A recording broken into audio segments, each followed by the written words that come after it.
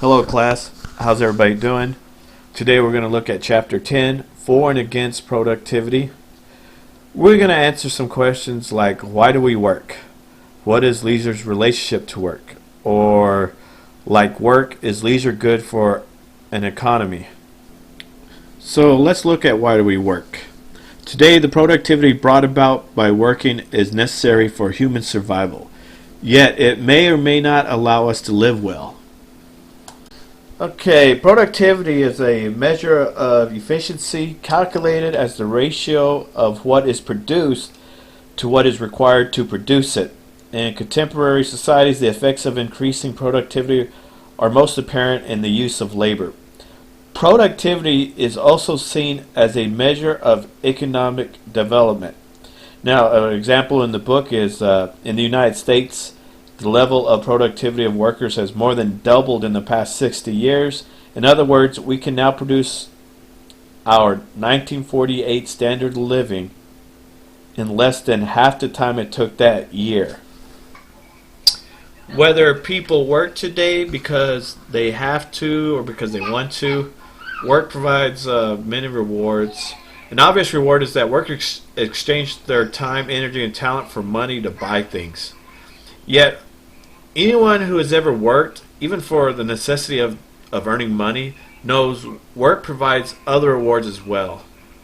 Work activities are often challenging and are filled with opportunities for self-development. In fact, work often offers people their central identity. When we meet somebody new, we typically introduce ourselves by saying, what we do for work, like, yeah, I'm a lawyer, or I'm a doctor, or I'm a student, or something. Even those retired from work, they usually claim their identity by their former work, and I've seen that a few times with the elderly. They tell me they worked formerly with whatever, and I'm more interested in what they're doing at the moment, especially since they're retired. But yeah, most times you'll get that, especially if it was a high status occupation. So work offers many rewards, but does all work provide these rewards, and is work satisfying to all workers? In the study here in the book in 2012, there was a survey by that Parade magazine, you know, that one they used to wedge into the Sunday paper, and Yahoo Finance. And out of 26,000 Americans, almost 60% would choose a different career if they could. Despite this, almost 80% of the surveyed workers plan on postponing retirement until they turn 71. So, if that many individuals wish they had a different career, why are so many workers feeling unhappy on their jobs? Part of this reason is excessive workloads, concerns about management's ability, future incomes, retirements, lack of challenges. I'm sure everyone suffers within their own jobs, their own profession.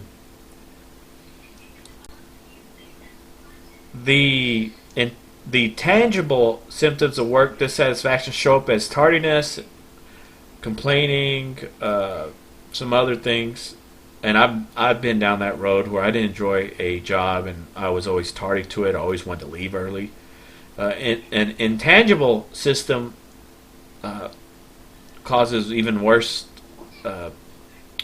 feelings like depression, anxiety, impulsiveness. Plainly, workers most often characterize their work as boring, stressful, unrewarding, which is completely opposite of leisure.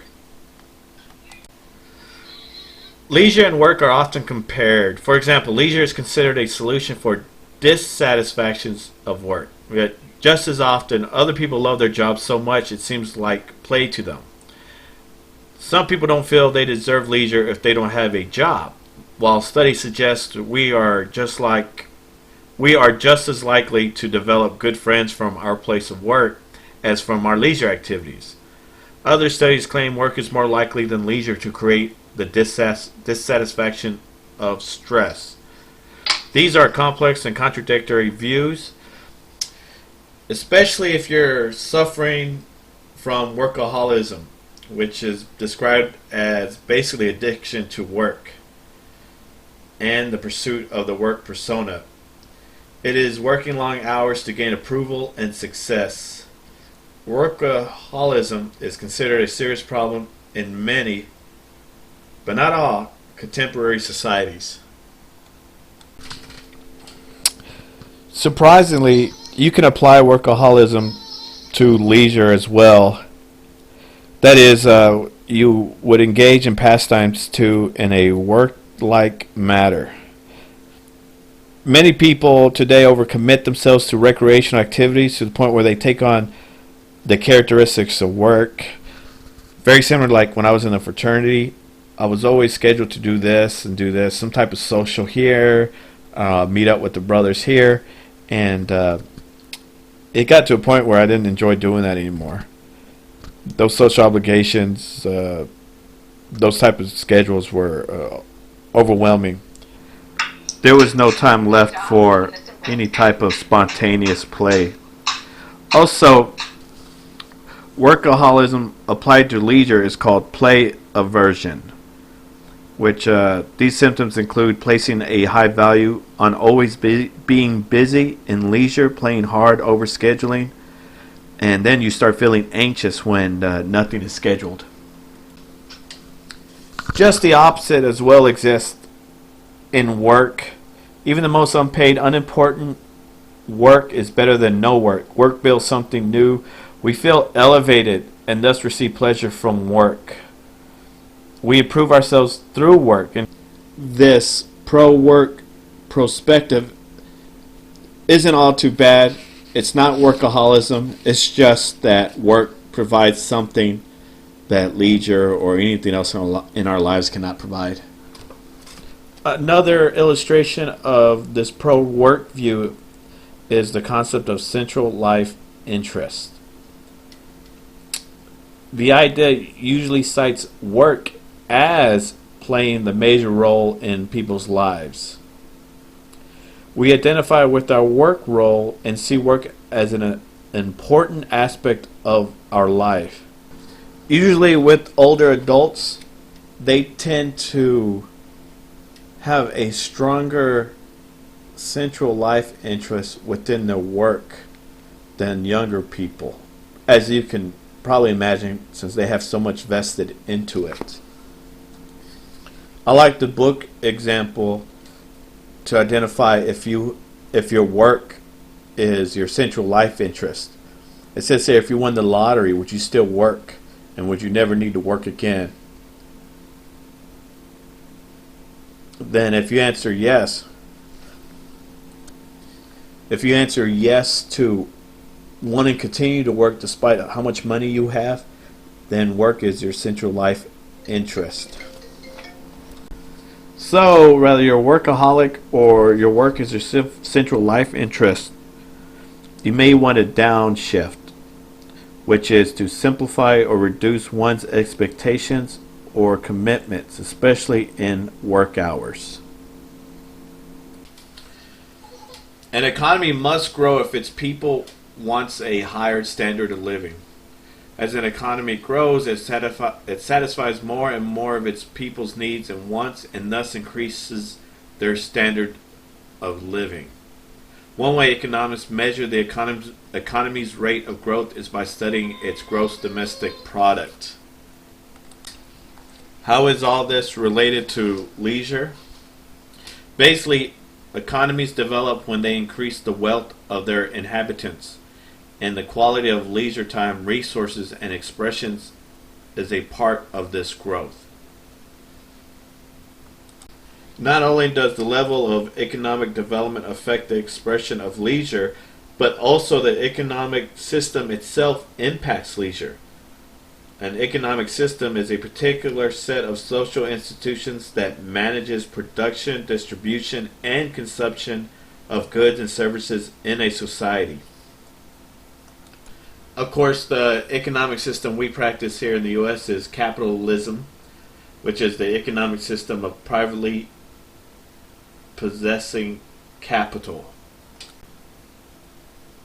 It promotes a free market regulated by supply and demand, with the goal of making profits for private individuals and companies. Capitalism fuels consumption, which is all purchases of goods and services for personal use, and consumerism, which is a social and economic order that encourages the purchase of goods and services in ever greater amounts. Leisure is a primary source of both consumption and consumerism. Indeed, expenditures for leisure are at the center of some economies. People buy bowling balls, fishing licenses, stuff like that. And the annual expenditures for just sporting goods are about $80 billion a year. So, common wisdom says that owning more and more material possessions will not necessarily bring happiness. Even economists and psychologists who have spent decades studying the relation between wealth and happiness have generally concluded wealth increases human happiness when it lifts people out of a abject poverty and into the middle class, but it does little to increase happiness thereafter. So what if we were more conserving in our leisure consumption? Could we still have fun? I believe I can. In spite of the delicate and sometimes conflicting balance between leisure and economics, no doubt exists that leisure has economic power. Yet the dollars and cents of leisure's economic worth are both positive and negative. For example, the presence of leisure facilities and programs attracts businesses and industries to particular areas. But some issues might grow out of new facilities, such as new laws or restrictions, because it interferes with those leisure facilities programs, or the facilities itself draw in a lot of power from the city. So there could be more like blackouts in their neighborhood just because the local rec center is using it too much electricity for their events, especially those that go late into the night. Well, out of this chapter, you should get the idea that leisure work and economics are instrumentally related. And I hope I was able to help you understand it. If not, you can clearly just read it yourself. But expect the online quiz coming up. Just look for it, and I hope to have it done by tonight so you can start it, and I'll leave it up for about a week. All right, thank you.